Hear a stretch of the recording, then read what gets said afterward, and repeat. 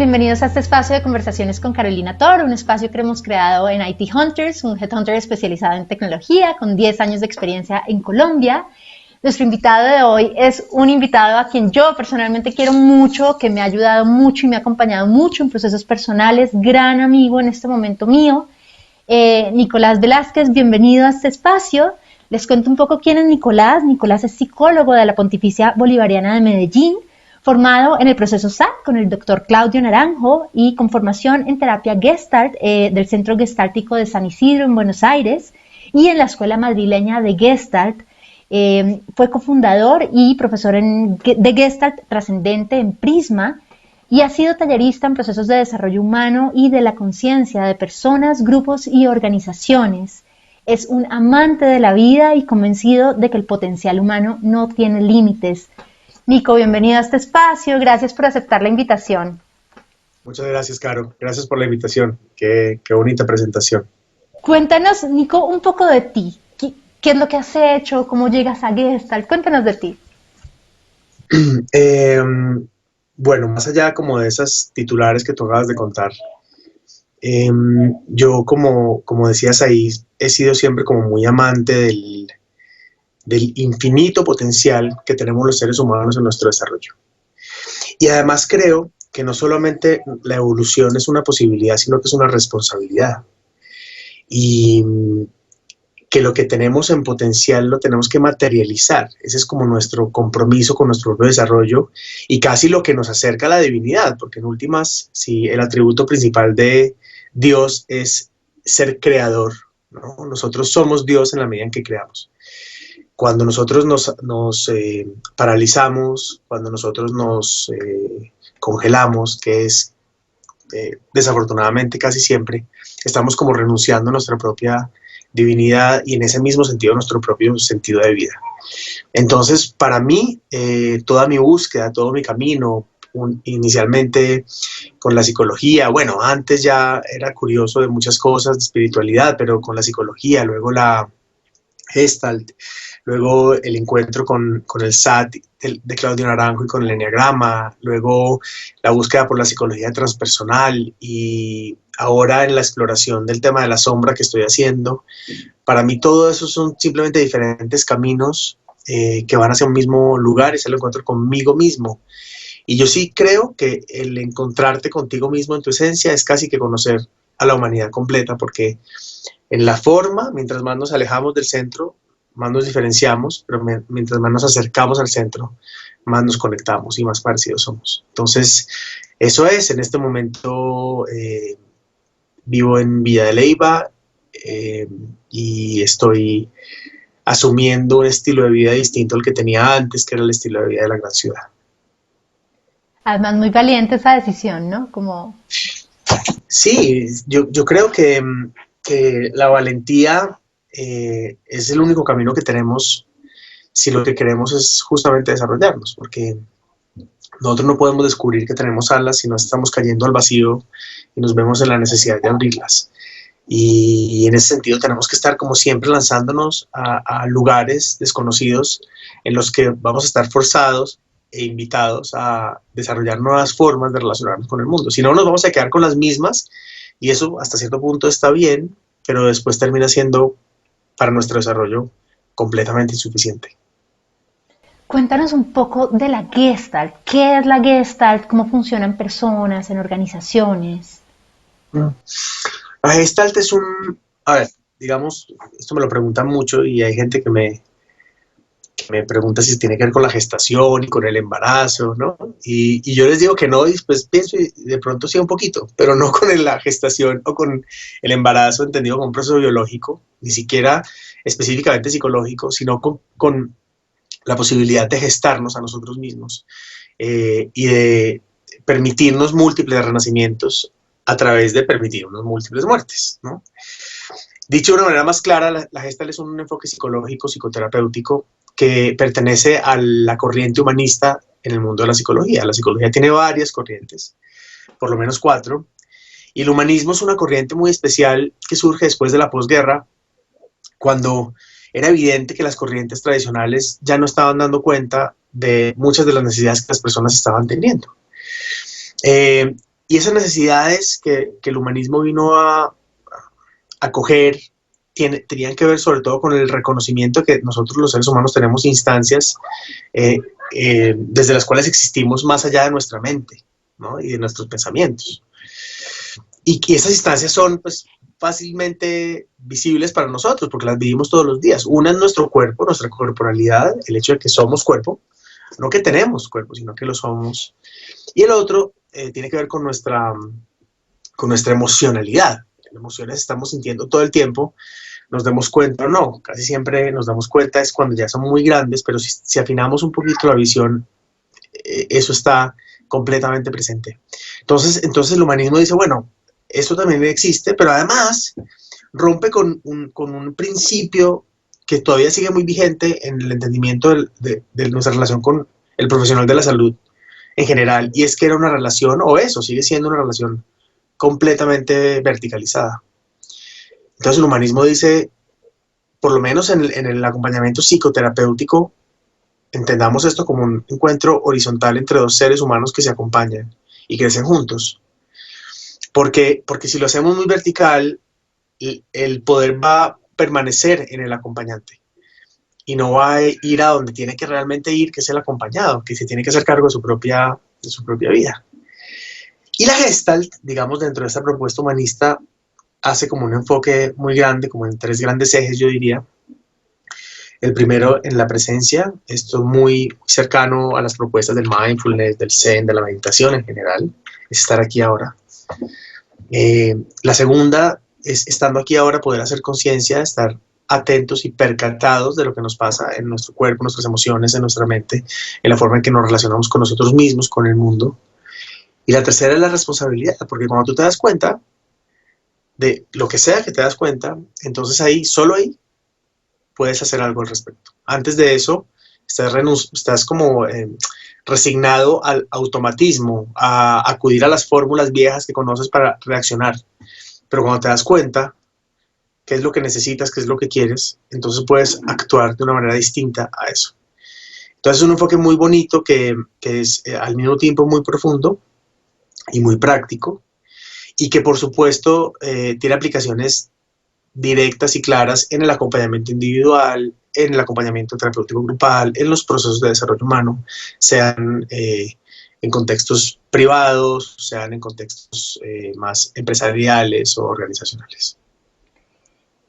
Como terapeuta, ¿qué te ha llamado la atención durante esta pandemia? Uy, muchísimo. Digamos que hay una de las cosas que el humanismo como que empieza a derribar es esta separación que existe entre el terapeuta y el ser humano, justamente, ¿no? Entonces lo que yo me he dado cuenta como terapeuta, como ser humano, como lo mismo, ¿no? Y hago esta aclaración porque en gran medida el principio de lo que yo fui viendo tuvo que ver más con mis procesos personales que con mi trabajo como terapeuta. Yo siempre he creído, y esto tiene mucho que ver con el segundo eje de la gesta, el segundo pilar del que hablaba la conciencia. Yo siempre he creído que nosotros, o la conciencia, realmente lo que significa es poder tomar algo de perspectiva. ¿Sí? Y la perspectiva tiene que ver con mirar con distancia algo y poder verlo con mayor claridad.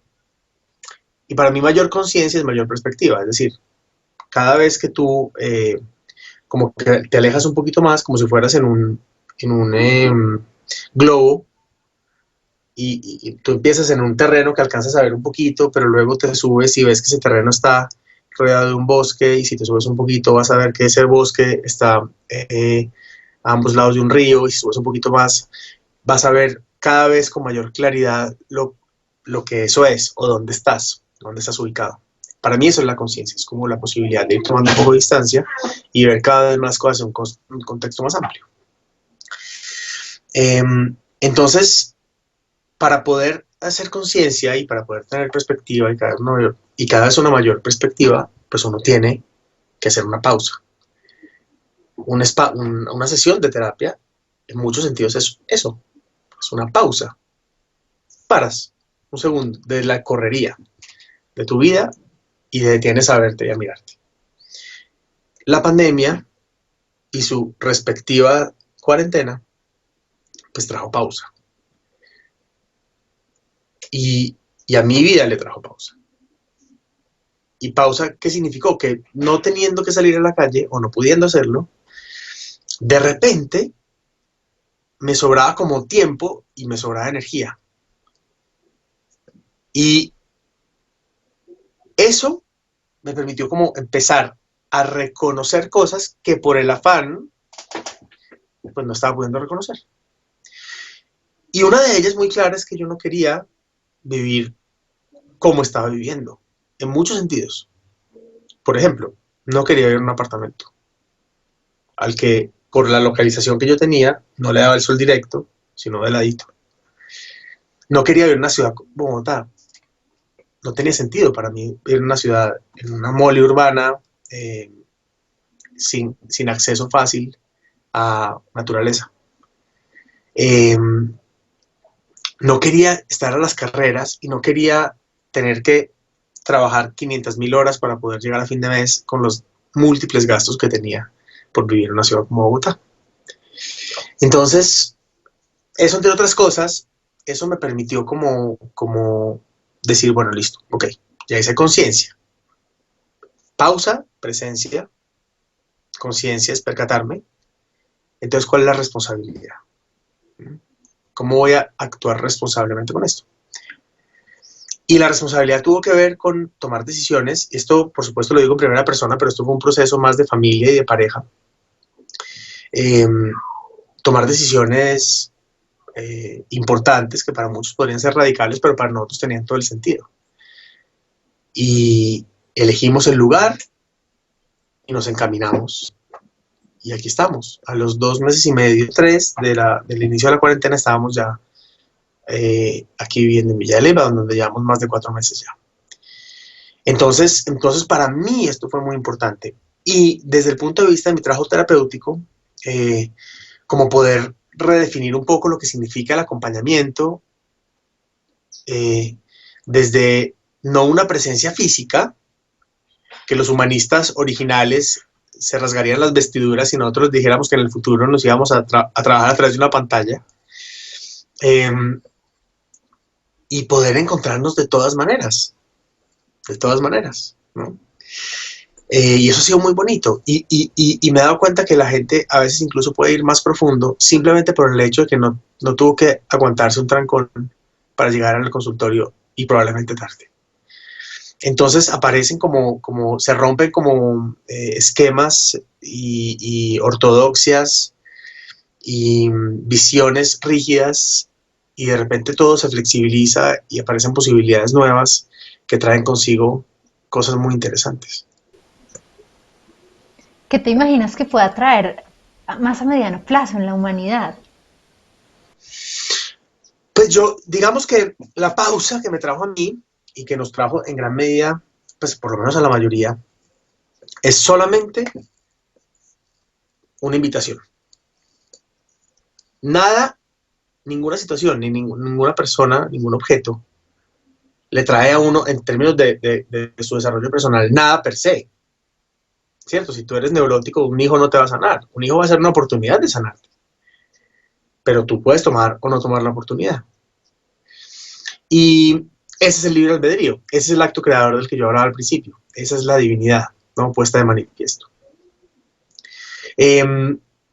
Yo creo que la humanidad tiene una oportunidad muy grande y un reto inmenso de tomarla, para lo cual se necesita, por supuesto, valentía. Yo creo, por lo menos en el trabajo de acompañamiento que yo hago, en gran medida mi trabajo es acompañar a otros a que puedan aprovechar esa oportunidad, cosa que están haciendo. Y no solo por mi invitación, sino de manera casi que espontánea y consciente. También he visto, por lo que me entero del mundo, que se abren conversaciones y se abren espacios en donde de repente podemos hablar de cosas que no estábamos hablando. Muchas reflexiones, muchos filósofos levantando la voz, artistas, psicólogos. intentando darle sentido a esto. Eso no quiere decir que yo crea que esto es como hacer un movimiento mágico en donde todo va a estar distinto, porque una de las tendencias que nosotros tenemos es, los seres humanos quiero decir, es como que si nos dan la oportunidad nos devolvemos a lo, digamos, lo ecológico, es llevar nuestro camino por donde siempre ha ido. Y yo creo que uno de los grandes regalos de esta situación es que es larga. Entonces permite como que se vayan afianzando ciertas maneras y cuando nos damos cuenta ya las viejas se nos olvidaron. Pero eso también depende mucho de nuestra disciplina y de nuestra coherencia y de que no dejemos que la conversación se apague, que no dejemos que la conversación se caiga y que aprovechemos la pausa para salir del automatismo y entremos un poco en un lugar de mayor presencia, conciencia y responsabilidad. Yo creo, o quiero creer, y a veces no me es tan fácil diferenciar lo uno de lo otro, cuando es lo que veo y cuando es simplemente mi pensamiento de deseo. Yo creo que lo que esto va a mover generacionalmente en nuestro desarrollo como humanidad es muy grande y que no se ve todavía. Yo creo que las generaciones del COVID van a tener unas voces distintas que van a tener un impacto distinto en una humanidad en donde nuestros gobernantes de pronto sean otros y nuestras reglas de juego empiecen a ser otras. En lo inmediato, pues lo más probable es que siga siendo más o menos parecido. Pero yo creo que el movimiento se está gestando y que las consecuencias de ese movimiento, como con los grandes movimientos en la historia de la humanidad, se van a ir viendo cuando sea el momento de que se van viendo. Hace poco me vi la película del dilema de las redes sociales y quisiera mucho aprovechar como tu presencia en este espacio para que conversemos un poco. Sé que tú también ya te la viste, bueno, como tus impresiones, esto por supuesto está muy vinculado a la tecnología, ¿no? Y a la ética, que es un tema que se ha tocado en varias de las conversaciones que hemos tenido en este espacio. Cuéntame cómo te pareció, qué te movió. Mira, hay como dos aspectos para mí interesantes de la película. Uno que me parece importante, como en términos de nuestro desarrollo, y uno que me parece amenazante en términos de nuestro desarrollo. El importante tiene que ver con el segundo pilar de la gesta, con la conciencia. Porque un poco lo que hace este documental, como suelen hacer muchos documentales, es que abren un poco lo que está cerrado y nos dan una información. Este documental entrevista, le da voz a personas que han estado en lugares a los que nosotros no hemos tenido acceso, de las grandes empresas tecnológicas, sobre todo aquellas que tienen que ver con las redes sociales y con los lugares que frecuentamos y en los que pasamos tantas horas. Y nos dicen, oiga, esto funciona así. Es así que funciona, ¿no? ¿Y por qué es importante la información? Porque nosotros podemos decir, ok, bueno, entonces ya tengo una información más completa. No es solamente la información que los departamentos de relaciones públicas de esas empresas quieren que nosotros sepamos, que por supuesto se van a pintar como todos nos pintamos, de la manera más bonita posible. Nadie anda por ahí mostrando de frente sus aspectos más sombríos porque sí, ¿no? Eso no es de las empresas, es de la humanidad. Y las empresas pues se parecen a los humanos que las crean y que las mantienen. Pero entonces aparece una información complementaria, que es una información de la sombra. Y son personas que por una u otra razón deciden vocalizar su experiencia, porque se sienten sienten un conflicto moral o ético y sienten una responsabilidad moral o ética para hacerlo, porque tienen intereses adicionales que también podemos no conocer, porque por supuesto estas personas que están hablando también están hablando desde su mayor luz, no desde su sombra, ¿no? Como todos. Entonces yo creo que mientras más información podamos tener, más conciencia podemos generar y mejores elecciones podemos hacer en términos del tercer pilar, que es la responsabilidad. Como, ok, ya conozco, quiero jugar este juego, no lo quiero jugar, lo quería jugar cuando creía que era esto, ahora que sé que es también esto, ya no lo quiero jugar, o igual lo quiero seguir jugando porque no es por esto que estoy aquí, o lo que sea. Nuestro reto de desarrollo humano es un reto de adultez. Yo decido. No es que me dicen esto está bien o está mal, es que yo decido. El otro aspecto que me parece que es amenazante más bien para el desarrollo humano es como, yo no sé, y no me queda tan claro si es el interés, porque es que los documentales tienen un poco esa ambigüedad, ¿no? Sobre todo los documentales en donde simplemente hay personas hablando, es entrevistados, ¿no? Yo no sé si está tanto el interés del documental, sospecho que sí, o simplemente de quienes expresan sus opiniones en el documental, que es una postura ética, moral, frente a lo que esto es, no solo mostrando lo que es, sino lo que creen que debería ser. Mejor dicho, esto está mal. Esto está mal. Esto es incorrecto, esto es inadecuado. Y yo, desde mi postura humanista, gestáltica, una de las principales características de esto es la amoralidad. Es decir, el trabajo de cada persona consigo mismo no es encontrar una moral mejor que otra y reemplazarla. El trabajo de cada persona consigo mismo es encontrar sus propios principios desde adentro y vivir la vida según sus propios designios, que además son cambiantes. Ni siquiera son fijos, ¿no? Y entonces en esta película aparece mucho esa parte, y esa parte cuando empieza a aparecer mucho yo empiezo a perder interés, porque la parte de información, que es lo que me interesa, empieza a pasar a un segundo plano dentro de la parte de un deber ser que me interesa menos. Y hay una cosa muy interesante, sobre todo como una de las premisas que expresa, creo que es como el protagonista, digamos, este muchacho que no me acuerdo el nombre, que es como el que más le siguen su rastro. Y es como que él hace un análisis y dice, esto avanza muy rápido y la gente le ha dicho a él, pero que, bueno, no pasa nada, pues esto se mueve súper rápido, nos adaptamos, ¿no? Y entonces él dice una cosa, él dice, pero resulta que es que los seres humanos no nos vamos a adaptar tan rápido. Como que el peligro, el argumento es que el peligro es que esto crece más rápido de lo que nosotros nos podemos adaptar. Y para mí es una afirmación que parte como una premisa de todo lo que él dice a partir de ahí, que es mentirosa. Porque justamente estamos hablando de potencial humano.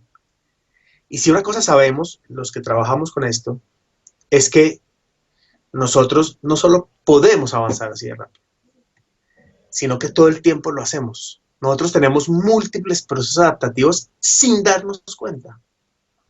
Sin darnos cuenta.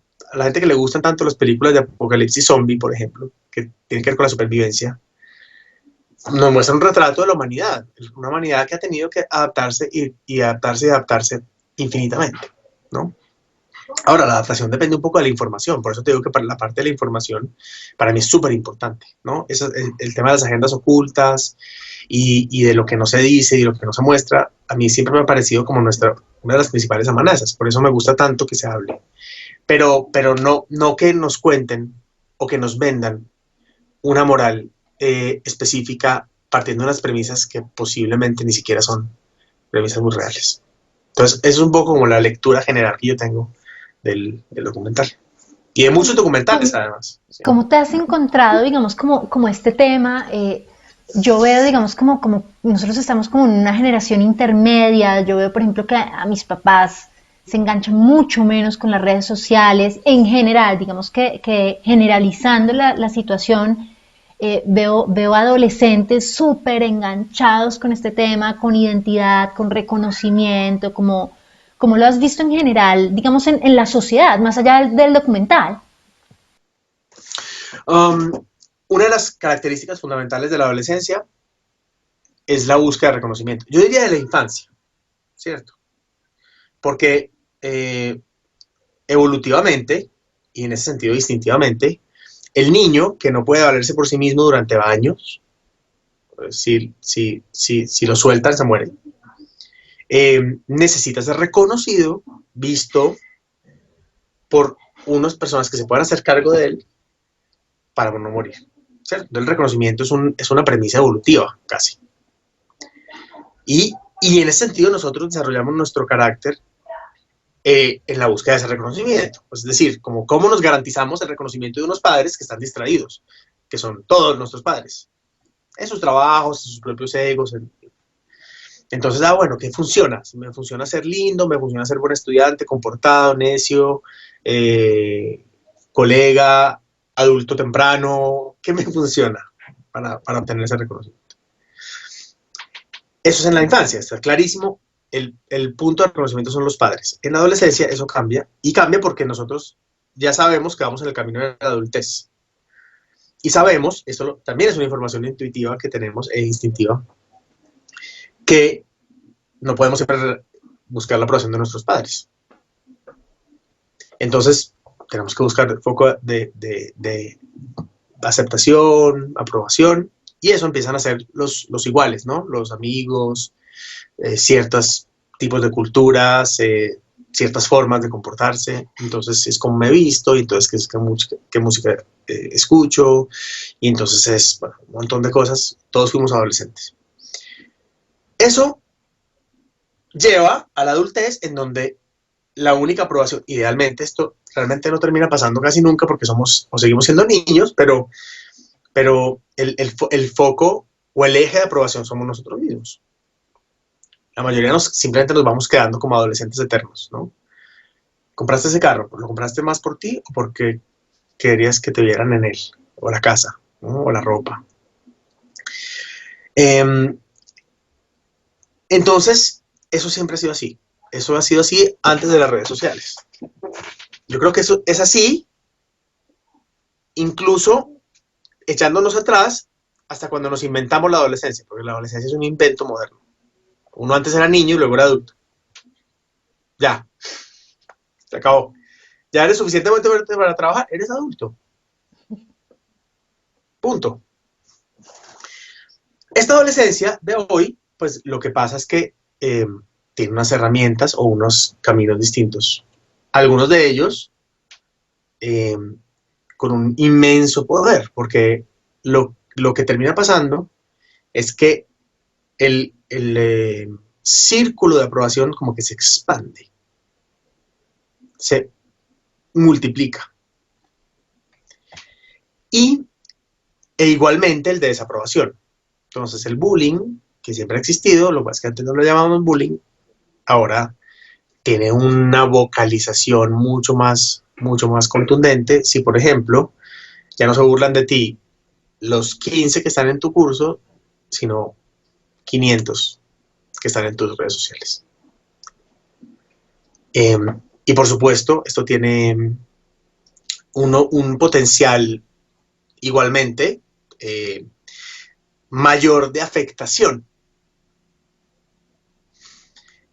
Pero todas las monedas tienen dos caras. Todas las monedas tienen dos caras. Y asimismo, también el acceso que estos niños están teniendo a una mayor información les permite tener también una mayor perspectiva de muchas cosas. Entonces, la herramienta está, internet, redes sociales, como le queramos llamar, está. La herramienta es solo una herramienta.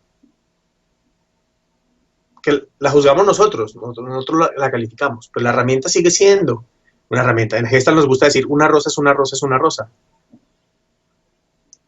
¿No? El internet es el internet es el internet, las redes sociales son las redes sociales son las redes sociales. Luego está el uso que hacemos de eso. Y como antes era, sigue siendo un niño y un adolescente acompañados, que no sienten que necesitan demostrar nada para saber que valen, que no sienten que tienen que competir por la atención de sus padres, que son escuchados y reconocidos en el desarrollo de sus emociones, que son validados en ellas. Pues no van a tener, pues se van a encontrar con con los tropezones de la vida, distintos porque la época es distinta, pero no va a pasar mucho más que eso. Oyéndote, como que me cambia un poco la perspectiva y pienso que sí, o sea, tal vez no sea la herramienta misma, sino es como el cuadro, es la foto, ¿no? Que visibiliza esa herramienta, ¿no? O sea, no es la herramienta misma, es lo que ha generado la relación de esa herramienta con todo un tema de crianza, digamos, que tenemos en la sociedad actual, que por supuesto hace que haya muchas más víctimas en la relación, no por la herramienta per se, ¿no? Claro. Y en ese sentido, ¿qué crees que se puede hacer? O sea, digamos que tú como terapeuta, como gestaltista, ese tema de, bueno, de cuál es la responsabilidad, como de qué luces de conciencia se pueden tener sobre esto, como algo muy corto, como para prevenir justamente esa relación, que es la que desafortunadamente se está dando en la mayoría del planeta en este momento. A ver, digamos que, como siempre pasa, uno tiene como una doble tarea.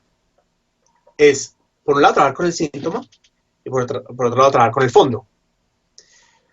Y hay que hacerlo al mismo tiempo porque si bien el síntoma es el resultado del fondo, normalmente el trabajo de fondo es un trabajo que ocurre de manera más longitudinal. Y mientras tanto el síntoma sigue ardiendo. ¿Sí? En todo caso. Eh, entonces, el longitudinal es o tiene que ver con lo que hablábamos hace un rato y cuando me preguntaba sobre la pandemia y lo que viene. Nosotros tenemos una responsabilidad en el desarrollo de nuestra humanidad, que pasa en gran medida por vernos a nosotros mismos, por reconocernos a nosotros mismos. Unas cosas que yo he entendido de manera más contundente trabajando con la sombra es que nosotros, lo que no admitimos en nosotros, que es la sombra, lo proyectamos. ¿Quieres saber tu sombra? Fíjate qué proyectas. ¿Quieres saber qué proyectas? Mira tus juicios. Y cuando nosotros juzgamos las redes sociales, uy, no, es que eso es peligrosísimo, es que ahora, pregúntate qué es lo que eso está diciendo de ti.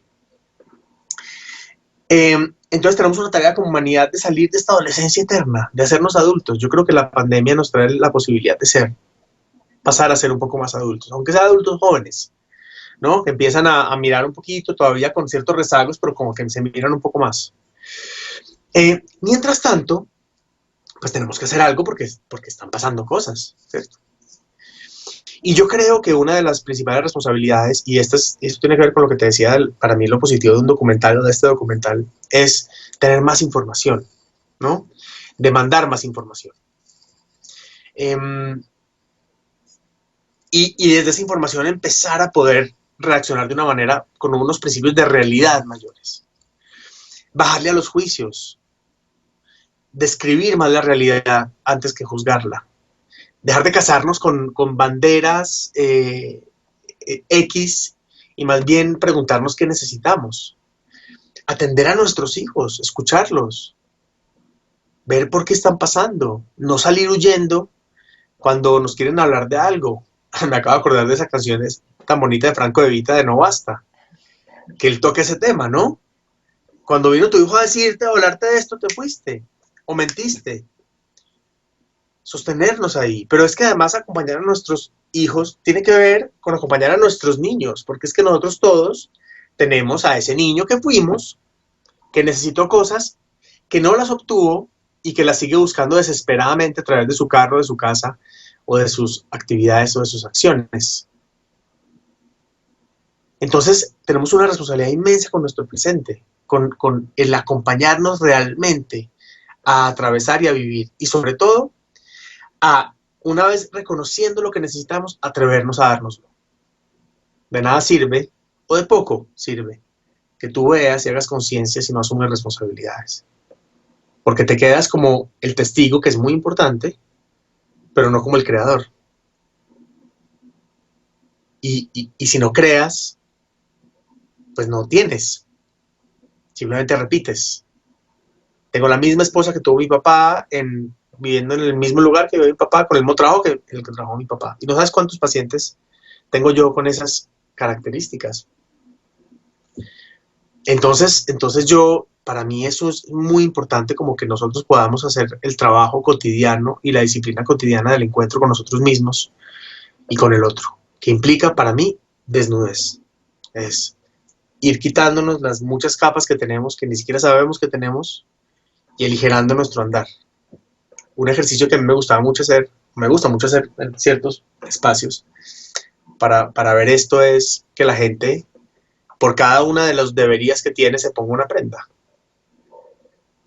Entonces hacen, claro, una lista de 50 deberías, entonces tienen que poner, ¿no?, 10 camisetas, 3 sacos, 2 chaquetas, calzoncillos, calzoncillos largos, calzoncillos cortos, medias, pantalón, sudadera, pantalón sobre pantalón, y quedan así, obviamente.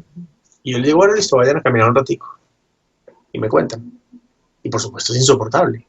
Pues así vamos. Es exactamente lo que hacemos. Vamos pesados, cargados con un montón de cosas que no necesitamos, nos pertenecen, y nuestro ser por allá detrás de las capas, queriendo desnudarse, liberarse y respirar. 3 valores que guíen tu vida. Pues mira, para mí la autenticidad es un valor fundamental. Yo creo que la gran búsqueda de nuestro desarrollo humano tiene que ver en últimas con ser nosotros mismos, con ser auténticos. Entonces, para mí la autenticidad es el amor, que tiene que ver no con un sentimiento, sino como con la claridad y reconocimiento de que eso somos, de que somos un acto creador que pertenece a un sistema creador en movimiento constante, vivo. Y un tercero sería el riesgo, sí, como el habitar el vacío, que en Gestalt lo llamamos vacío fértil, porque ahí es donde está la fertilidad. ¿Cómo me has acompañado tú a habitar ese vacío, ¿no? Y cuántas alas han crecido, lo que tú dices, ¿no? Es como botarse, ¿no? Para aprender a volar, para Tal cual. recordar que siempre hemos volado. Para cerrar, Nico, una pregunta que te parecería importante hacer en un proceso de entrevista, o si de pronto estás conociendo a alguien, ¿qué pregunta quisieras como hacer? Que tú digas como, bueno, me permite conocer mejor al que tengo ahí enfrente. ¿Cuál sería? Fácil. Háblame de lo que no te gusta de ti.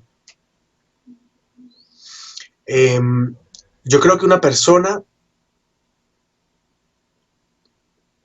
necesita tener una creciente capacidad introspectiva. Si una persona no da cuenta de los aspectos de su sombra, es una persona que está muy por fuera de sí mismo. Probablemente está demasiado puesta en su personaje. Y solo te está diciendo lo que te quiere vender. Entonces, háblame de lo que no te gusta de ti, de lo que no te sientes orgulloso, de lo que no admiras de ti. Una persona que es capaz de dar cuenta de eso, para mí es una persona que está mucho más cerca a su integralidad y a la aceptación de lo que es. Y en ese sentido, es mucho más confiable que lo que va a traer sobre la mesa. Pues es más completo. Así es, Nico. Gracias por este espacio. Ha sido súper alimentador para mí, seguramente cuando lo compartamos para muchas personas. Te mando un abrazo grande a Ana, a las niñas, y bueno, que sigan disfrutando mucho Vida de Leyva. Caro, mil gracias. Mil gracias por la invitación. Qué rico. Un abrazo muy grande.